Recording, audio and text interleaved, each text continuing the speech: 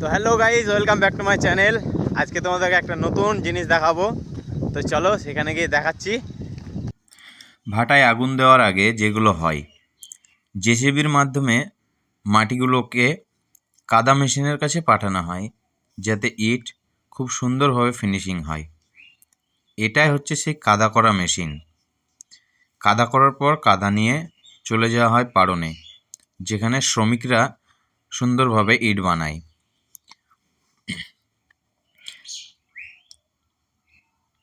এখন মিষ্টি বিতরণ করা হচ্ছে, কারণ আজকে ভাটাতে প্রথম আগুন দেওয়া হলো। তারপর ইটগুলোকে নিয়ে চলে আসে গোলাতে। গোলাতে নিয়ে আসার পর খুব সুন্দরভাবে সাজায়। দেখুন কত সুন্দরভাবে একের পর এক ইটগুলোকে সাজানো হচ্ছে।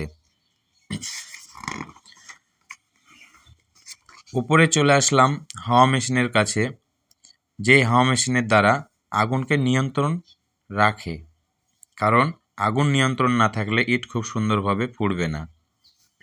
আর এই দিকে ইটগুলোকে সাজানো হচ্ছে, ভালো করে সাজাচ্ছে, কারণ এই আগুন 6 মাস একইভাবে জ্বলবে। চলে আসলাম যেখানে আগুন দেওয়া হচ্ছে।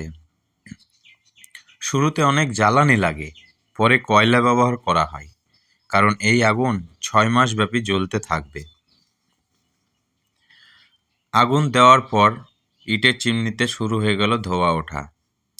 আর এইদিকে কয়লা উপরে স্টোর করতে ব্যতিব্যস্ত, কারণ কয়লা ঠিকমতো মজুত না দিলে আগুন নিভে যাবে।